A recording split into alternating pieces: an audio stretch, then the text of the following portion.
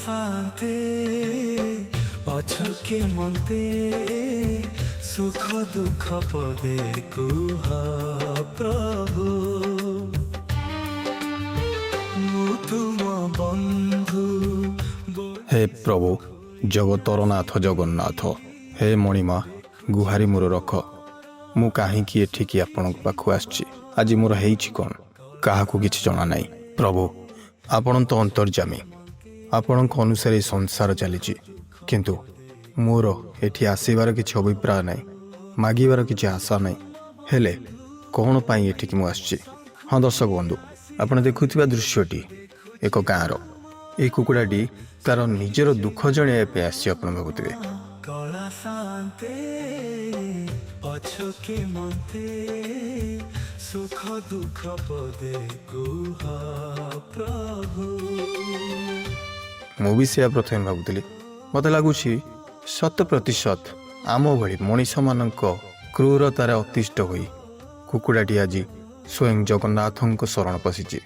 ଆପଣ କ'ଣ ଭାବୁଛନ୍ତି ଜଗନ୍ନାଥ କେବଳ এই ମଣିଷମାନଙ୍କର ଯେଉଁମାନେ ସବୁବେଳେ ପାପ କର୍ମରେ ଲିପ୍ତ ନାମକୁ ମାତ୍ର ଜଗନ୍ନାଥଙ୍କ ନାଁ ନେଇ ବଞ୍ଚିଛନ୍ତି? ଠିକ୍ କଥା। ଆଜିର ସମାଜ ଏତେ କଳୁଷିତ ଏତେ ବଦନାମ ମଣିଷ ନାମକୁ ମାତ୍ର କେବଳ ଦୁଃଖ ଆସିଲେ ଜଗନ୍ନାଥଙ୍କୁ ଜଣାଏ ସୁଖ ସମୟରେ ଭୁଲିଯାଏ ସବୁ।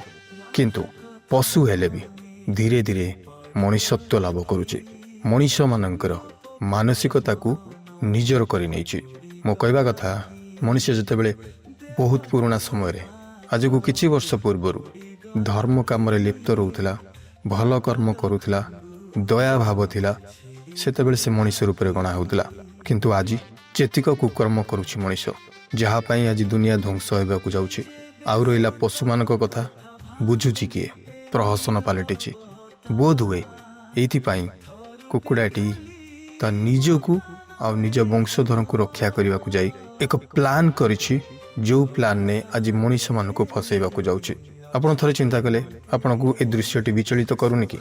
କାହିଁକି ବା କରିବନି? ଦର୍ଶକ ବନ୍ଧୁ ଯାହା ଲାଗୁଛି କୁକୁଡ଼ାଟି ନିଜ ପାଇଁ ହେଲେ ବି ଜଗନ୍ନାଥଙ୍କୁ ଏଥିପାଇଁ ଗୁହାରି ଜଣାଉଛି ଯେ ଦରକାର ପଡ଼ିଲେ ଆପଣଙ୍କୁ ବି ଦୟା ଭାବ ଆସିବ। ଆଉ ଯଦି ଦୟା ଭାବ ଦେଖାଏ ତାହେଲେ ଖାଲି ଏଇ କୁକୁଡ଼ା କାହିଁକି ସବୁ ପଶୁ ଜଗତ ଉପରେ ଦୟା ଭାବ ଦେଖାଇବା ଦରକାର। ବେଳରୁ ଗୋଟେ କଥା ଶୁଣିଥିବେ ଜୀବେ ଦୟା। ୟାକୁ ଦେଖିଲା ପରେ ଯଦି ଆପଣ ମାଂସାଶୀରୁ ନିରାମିଷାଶୀ ହେବା ପାଇଁ ଚାହୁଁଛନ୍ତି ତ ଭଲ କଥା। ତାହା ନୁହେଁ ଯେ ଆପଣ ଖାଲି କୁକୁଡ଼ାକୁ ଖାଇବେନି ଆପଣ ଛେଳି ମେଣ୍ଢା କିଛି ବି ଖାଇବା ଦରକାର ନାହିଁ। ଯଦି ଏ ବିଷୟରେ କୌଣସି ଜ୍ଞାନ ରଖିବାକୁ ଚାହୁଁନାହାନ୍ତି କାହା ପ୍ରତି ଦୟା ରଖିବା ପାଇଁ ଚାହୁଁନାହାନ୍ତି ତ କିଛି ଅସୁବିଧା ନାହିଁ ଆପଣ ଆପଣଙ୍କ ରାସ୍ତାରେ ଯାଇପାରନ୍ତି। ଯାହା ଦେଖିଲେ ଦୃଶ୍ୟଟି ଆପଣଙ୍କୁ କେମିତି ଲାଗିଲା? କାହିଁକି କୁକୁଡ଼ାଟି ଏଠି ଜଗନ୍ନାଥଙ୍କ ପାଖରେ ଗୁହାରି କରୁଛି? କ'ଣ ତା ମନ ଭିତରେ ଅଛି ଇଏ ତ କାହାକୁ ଜଣା ନାହିଁ। କିନ୍ତୁ ଆପଣ କ'ଣ ଭାବୁଛନ୍ତି କମେଣ୍ଟସ୍ ମାଧ୍ୟମରେ ଜଣାଇବେ।